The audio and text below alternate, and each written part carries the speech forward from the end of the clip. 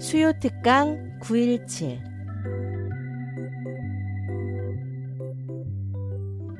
여러분이 궁금한, 우리가 듣고 싶은 이야기들을 만나는 시간, 수요 특강 917입니다.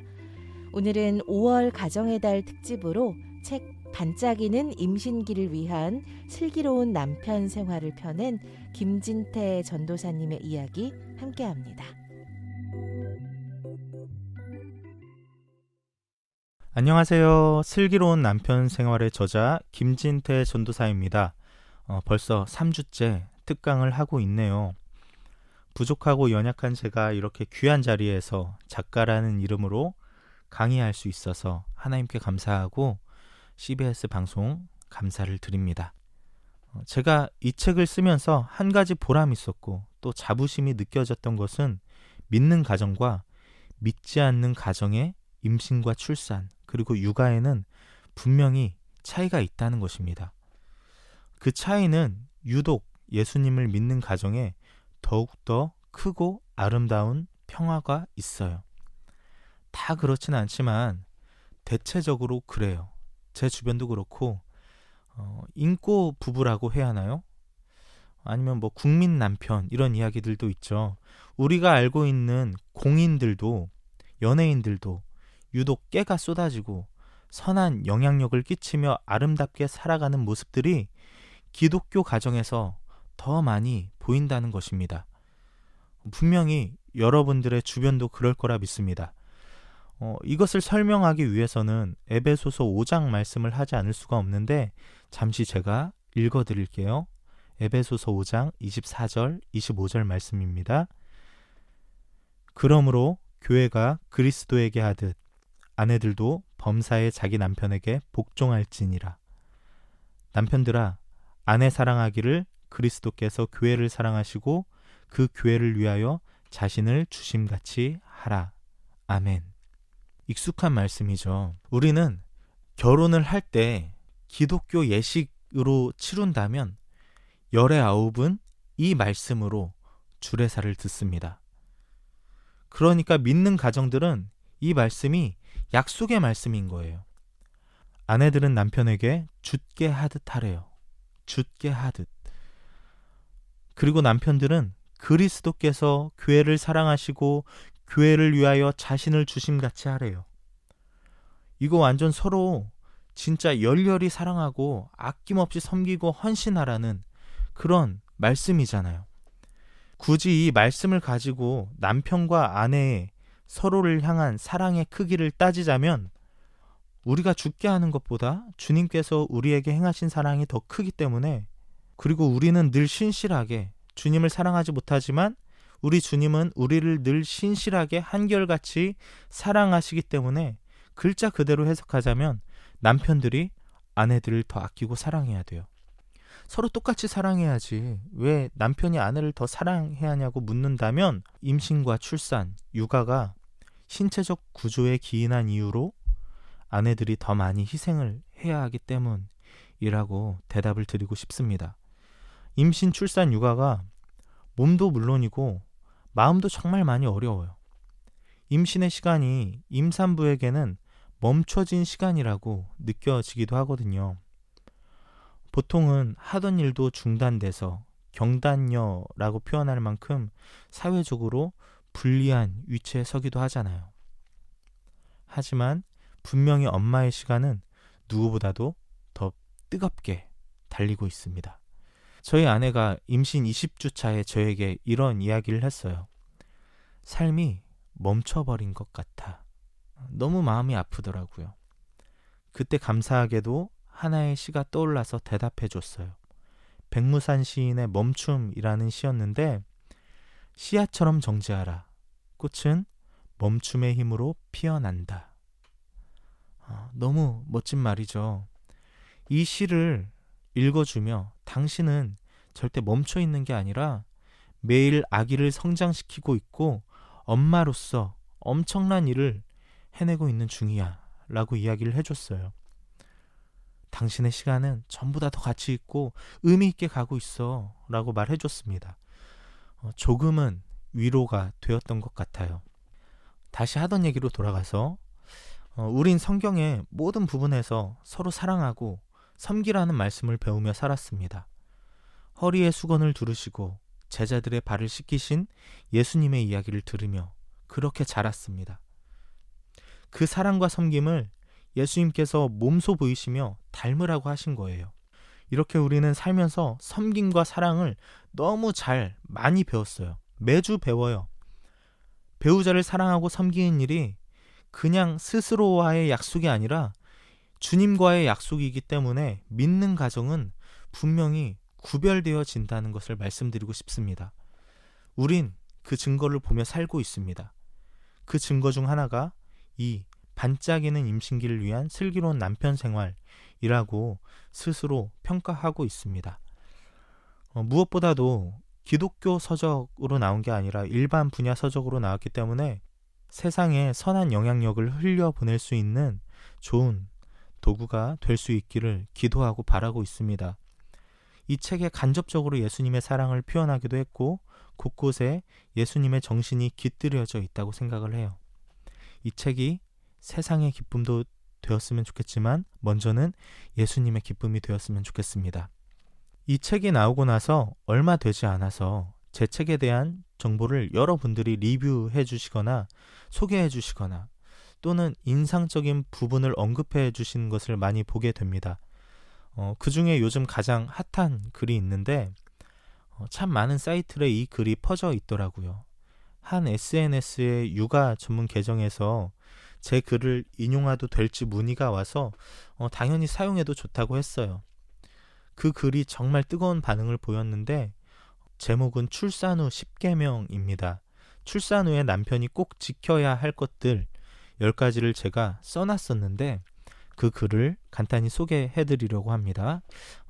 읽어드릴게요.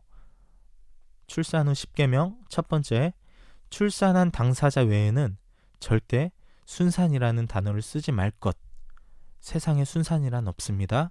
굳이 순산이라는 말을 쓰고 싶거나 진짜 수월했다고 생각된다면 아기와 아내가 잘 버텨줬다 라고 말했으면 좋겠습니다.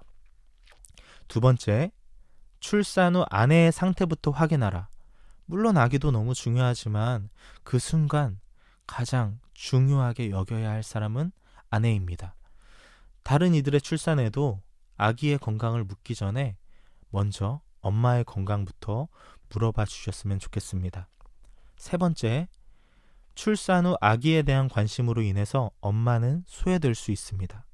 아기를 향한 관심도 좋지만 그보다 더 먼저 아내를 챙겨주는 남편이었으면 좋겠습니다.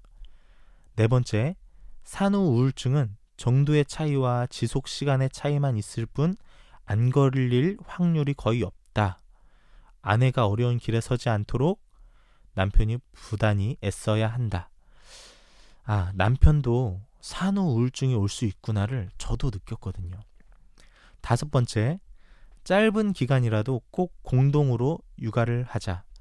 경험하지 않으면 절대 알 수 없는 게 육아더라고요. 남의 밭일은 해줘도 애는 안 봐준다라는 말이 있습니다. 육아만큼 힘든 일이 없다는 거예요. 육아만큼 책임감이 과중하게 오는 것이 없다는 겁니다. 회사는 퇴근과 휴일이 있지만 육아에는 퇴근도 휴일도 없습니다. 여섯 번째, 아내의 몸조리에 최선을 다하라. 산후조리는 조리원에서 끝나는 게 아니에요. 산후조리 잘못하면 평생 아프대요. 몸만 아니라 마음도 그렇대요. 일곱 번째, 모유수유를 강요하지 말라.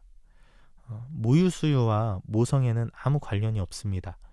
수유의 방법은 여러 가지 상황과 환경에 따라 그리고 컨디션에 따라 최선의 방법으로 산모가 결정하는 것입니다. 여덟 번째, 내 삶의 기쁨을 가정에서 찾아라. 이 부분을 가장 많은 엄마들이 공감했고 또 남편들을 소환해서 명심하게 하더라고요. 지금껏 남편들이 좋아하던 것들과는 잠시 이별할 때입니다. 남편들의 즐거움을 이전처럼 운동이나 게임, 각종 취미나 또는 유흥, 사람에게서 충족하려 한다면 가정을 온전히 지켜내기가 쉽지 않을 것입니다. 정말 어려운 과제이고 포기해야 할 것도 많지만 먼저 포기했던 아내를 보면서 함께 포기하며 당분간 남편들의 기쁨은 오로지 내 아내와 아기, 내 가정이 되어야 할 것입니다. 9번째, 앞으로도 아내와 아기에게 꾸준한 관심을 가지라. 육아는 혼자 감당하는 일이 아님을 말과 행동으로 표현해야 돼요. 아기의 예방접종 일정이나 영유아 검진 시기를 잘 알고 있는 것도, 아기의 발달 과정을 미리 공부해 놓는 것도 참 바람직한 방법입니다. 또한 수유량과 이유식, 그리고 아내가 필요한 용품들이 있어요. 육아를 하면서 아기에게도 당연히 있고요. 그것에 대해서 그냥 엄마의 일이라고 버려두지 말고 함께 적극 동참해서 관심을 가지고 공부하고 주문하고, 그런 남편이 슬기로운 남편이겠습니다. 10번째, 아내만의 시간을 가질 수 있도록 노력하라. 완모라고 하죠. 완전 모유 수유 하는 분들을 완모하는 분들이라고 하는데, 그런 분들은 정말 자유시간을 갖기가 쉽지 않은 일이지만 많은 엄마들이 출산 후에 가장 받고 싶은 선물로 자유시간을 뽑았대요. 먹는 자유시간이 아니고 진짜 자유시간이요. 이렇게 제가 10가지를 정리해 놓은 글이 어떤 계정에서 좋아요가 한 7, 8천 개, 그리고 공감하는 댓글들이 2천 개 정도가 달리면서 일파만파 다른 곳에서도 이 글을 볼 수 있는 것을 제가 요즘 계속 보고 있습니다. 그만큼 이 슬기로운 남편 생활이라는 책이 공감 에세이답게 많은 분들의 공감을 살 수 있는 책인 것 같습니다. 사실 남들도 정말 잘해요. 제 주변에서도 임신 때부터 육아하는 지금 순간까지 저보다 더 섬세하게 아내를 잘 챙기고 자상하게 아기를 돌보는 가정이 진짜 많아요. 다만 표면적으로 드러나지 않는 거죠. 딱히 글을 쓴다거나 영상을 올린다거나 하지 않기 때문에 모르는 거지, 정말 아름다운 믿음의 가정이 참 많습니다. 그에 비해 제가 좀 유별난 것 같아요. 저도 알아요. 임신을 했을 때도, 지금 육아를 하고 있는 순간에도 저에게 좀 유별난 면이 없지 않아 있습니다. 마치 저만 사랑스러운 자녀를 키우는 듯이 이게 너무 기쁘고 되게 행복해요. 왜 그런가 했더니 저는 늘 보통을 꿈꿔왔거든요. 혹시라도 제 음반이나 간증을 들으신 분들이 계시다면 아실 거예요. 저의 삶이 얼마나 가난했고 전쟁 같았고 말도 안 되는 일들의 연속이었는지, 얼마나 처절했는지. 그렇기 때문에 저는 평범함이 제 꿈이었어요. 어두웠던 과거였기 때문에 늘 보통만 됐으면 했었습니다. 초등학교 때 장래희망을 써내라는 양식에 회사원이라고 적던 때가 있었어요. 저에게 회사원은 평범함의 상징이었거든요. 그만큼 보통이라도 되길 바라던 시절이 있었습니다. 어쩌면 현재의 제 모습은 누군가가 판단하기에 여전히 보통도 안 되거나 보통밖에 안 될 수도 있지만 저에게는 보통이나 되는 것입니다. 제가 요즘 저의 삶을 스스로 소개할 때 하는 말로 오늘 특강을 마치고자 합니다. 저는 요즘 저의 삶을 이렇게 소개해요. 매일이 가장 잘 살아가는 순간을 갱신하는 날입니다. 늘 함께 계시는 보혜사 성령님으로 인해서입니다. 네, 다음 마지막 강의 때 뵐게요. 오늘도 성령 충만하시고 가장 잘 살아가는 순간을 갱신하는 시간이 되길 바랍니다.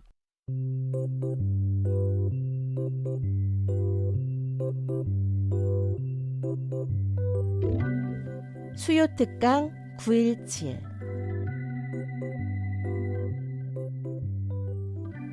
오늘은 5월 가정의 달 특집으로 책 반짝이는 임신기를 위한 슬기로운 남편 생활을 펴낸 김진태 전도사님의 이야기 함께했습니다. 특강 내용 다시 듣길 원하시는 분은 유튜브 오후에 만나 채널을 방문해 주시기 바랍니다.